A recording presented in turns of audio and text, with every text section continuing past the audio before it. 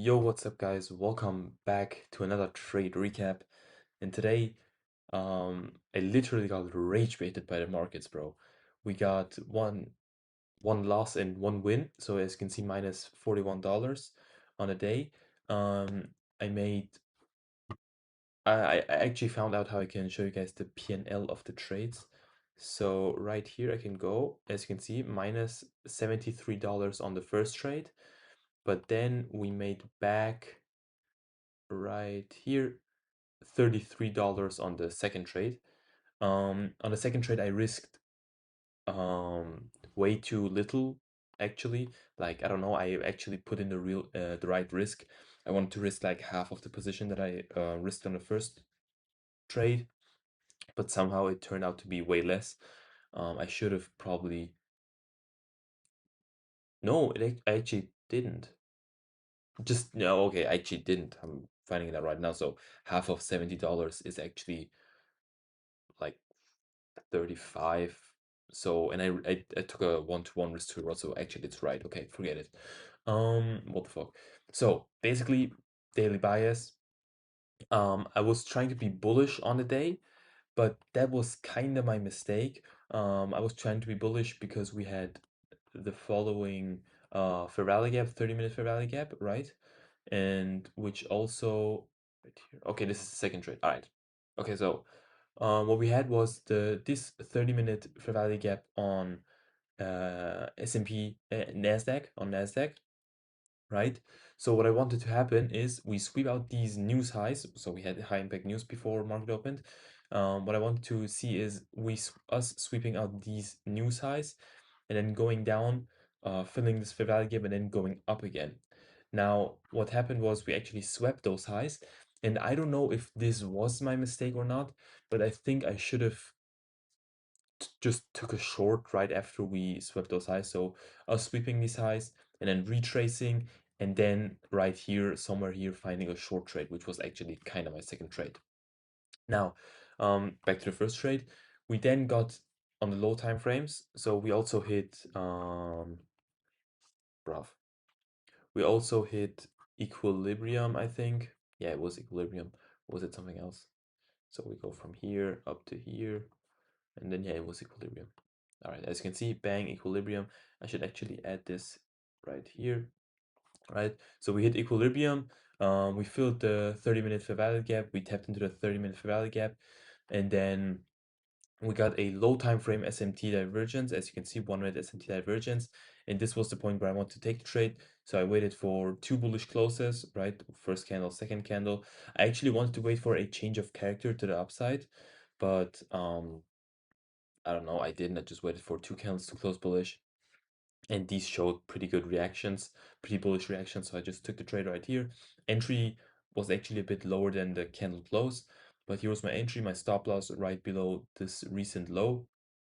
And then I put my take profit at these highs, and then a behind entry, so a break even point at the 0.786 of this move downwards. Now we missed the break even point by, I don't know, just a few ticks, bro.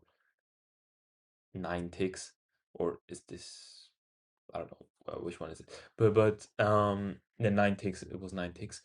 So by 9 ticks, we missed the break even point, and then we reversed and went to the downside and stopped me out. Pretty sad, I don't know. But the trade was pretty good. I wouldn't say it was a bad trade. It was a pretty good trade. It was my strategy. The only problem was me not being sure about my daily bias. Now, the second trade was after we, man, okay. So the second trade was on S&P 500, right? After we went down and we disrespected these 15-minute fair value gaps, right? As you can see, we disrespected this one, and then we also disrespected this one fully, and on a 30-minute we didn't yet, but it was on a 15-minute where I looked, right? So we disrespected the fair value gaps, and I was like, okay, we might be bearish anyway, like we might be bearish. I mean, we took out these highs, and we're probably aiming for these lows right here, these London lows. And then I went on S&P 500. I checked it out, and it was actually a pretty bad entry, I would say. I just entered off of like this right here. You can see we filled this fair value gap, this little fair value gap right here, right? After this retrace, we filled this fair value gap, also got like this also counts as a retrace to the upside. And then I actually got kind of crazy and went to the 30-second chart, right? So I got the 30-second chart on my broker on like trader weight. And what did I see? Bro, I don't know where it is actually, but basically it was like on the 30-second chart, we also got a retrace and then moved down and then I entered. Yeah. Uh, like, bruv, I don't know.